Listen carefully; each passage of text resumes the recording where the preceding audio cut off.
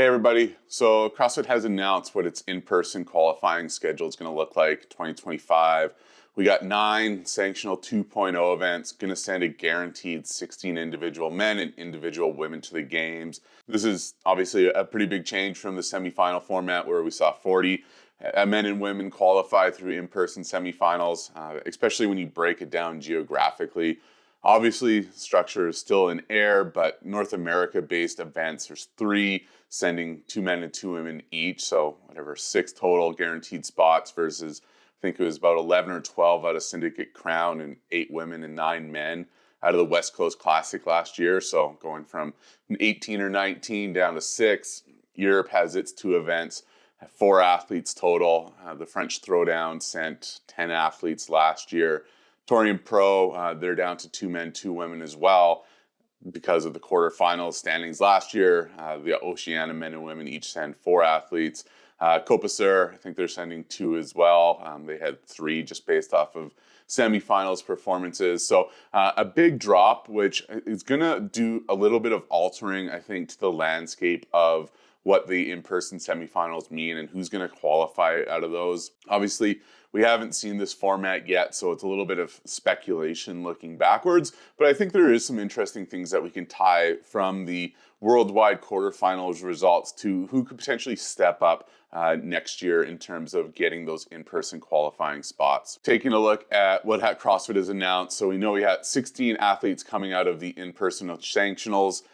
In the original post, CrossFit said a minimum of 30 athletes will be at the game. So if we expect 30 to 40 athletes, there's going to be 14 to 24 spots coming out of the online semifinals.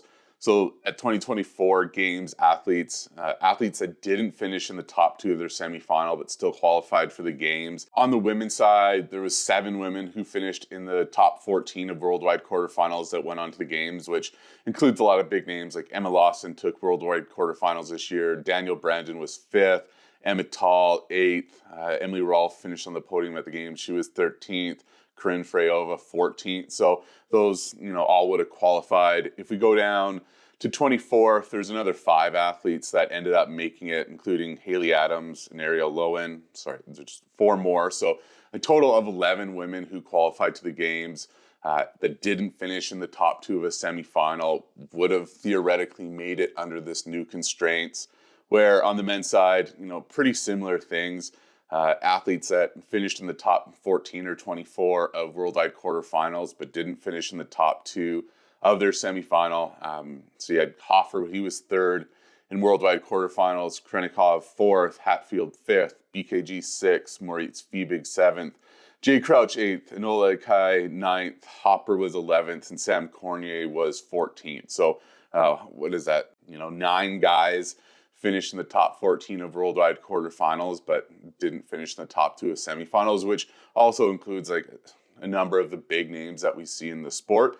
So it is going to see a lot of familiar faces, even though it is a different qualifying segment based off of the 2025 rulebook, applying it to 2024. Still going to see most of the same names at the CrossFit Games, just the top of the sport is so elite that, the cream is going to rise to the crop, even in this case when they weren't fighting to be in the top 14 of the world. But there's obviously some names that will be left out just due to the slim pickings in the sanctional events and a limited number of spots coming out of what will be the in-person semifinals. On the men's side, you had James Sprague this year. He finished 44th in worldwide quarterfinals. Fan favorite Vellner, he finished 140th, although he was dinged with that huge penalty in event 1 of quarterfinals, which dropped him way down the leaderboard. Similar on the women's side, you got athletes like Bethany Flores. She was 90th in the worldwide quarterfinals. Brooke Wells was 100th. Spiegel was 116th. So you do see some of these athletes dropping down, mostly because of the penalties, but it is going to put a lot more emphasis on it. And there will be some athletes that we expect to be at the games every year who will be pushed out. Going back the last couple of years to semifinals, athletes who will be pushing those games athletes out. So looking at athletes in the top 14 of quarterfinals this year who did not advance to the games. Obviously, Jonakoski, he won it all and didn't qualify out of the French throwdown. And you had Guillaume Bryant, he was 13th. So, two men were in the top 14 of quarterfinals this year that didn't make it to the games. On the women's side, you had Manon Agonies, she was 7th, and Erica Folo, she was 12th. Neither of them advanced. Interesting, Agonies, I think the online format is going to help her greatly. Like, she has won Rogue the queue twice, only person to do that, and she's qualified all 3 years out of the queue. So when it comes to online qualifiers, Manon Agony is kind of in a class of her own there. Overall, there's 15 athletes that finished in the top 24 of worldwide quarterfinals that didn't advance the game. So probably somewhere in that range I would expect to happen next year once we do see it in 2025. Going back to 2023, there was 14 athletes that finished outside or inside the top 24 that didn't advance to the 23 games. So kind of consistent between the 2 years, which is fairly interesting to see. Even though there was no real correlation or rhyme or reason to it, the fact that the numbers are pretty consistent year over year is interesting and is something that we could potentially see go forward into the 2025 season. Another interesting note that's come out of the new sanctional qualifying system announcement. So the Renegade Games, they were the Africa semifinal the past 2 seasons, is now going to be the Africa based sanctional qualifier. So they have announced that their elite field is still going to be specific to Africa and UAE athletes, with focus of building the sport in that region, which when we take a look back at sanctionals, the first wave, a lot of the events in the smaller regions were dominated by kind of traveling athletes. So athletes from, say, North America or Europe that were going to South America or going to Asia, going down to Cape Town for the fittest in Cape Town, and even in Australia with some of the Australia-based sanctional events, those are ultimately won by athletes who were traveling. So just running down 2020 season, you had the Self-Fit CrossFit Challenge in Brazil. So the winners of that one, Bethany Flores, Peter Shaw. Pandaland CrossFit Challenge in China. So that was Harriet Roberts and Con Porter. 2020 Brazil CrossFit Championship. So on the women's side, Melina Rodriguez, she did take it. So she was an Argentina-based athlete. So she, again, kind of qualified within region. But the men's side, Adam Davidson from Canada, he took the title there and that games ticket. And then in the 2019 season, it was even more pronounced. So the Australia CrossFit Championship, Sam Briggs won on the women's side. Asia CrossFit Championships, you had Kristen Holtine, Brent Fikowski winning that one. Down Under CrossFit Championship, Amanda Barnhart won on the women's side. 2019 Brazil, you had Mackenzie Riley and Will Morad winning from North America.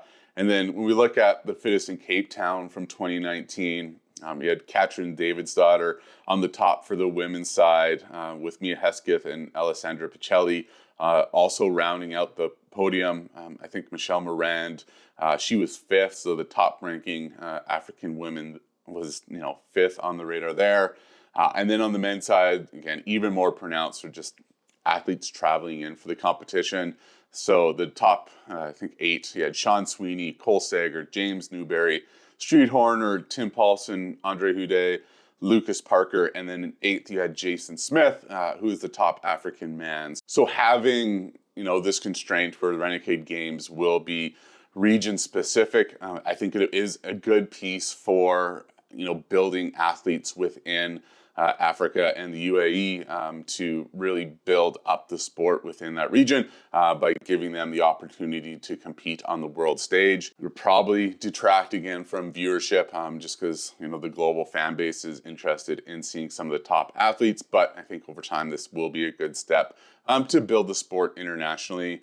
And it'll be interesting to see if Copa Sur or the Far East Throwdown will also can continue kind of down this path.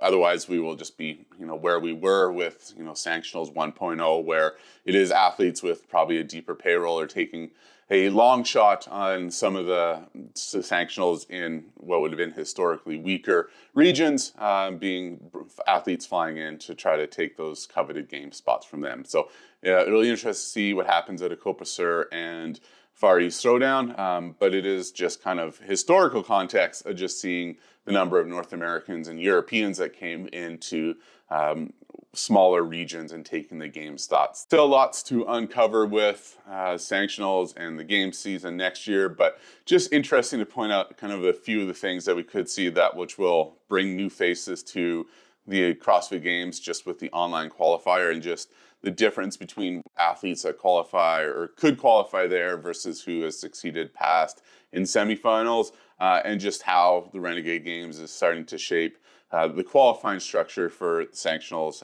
within some of the smaller regions. And so with that, thanks for watching and hope you have a great day.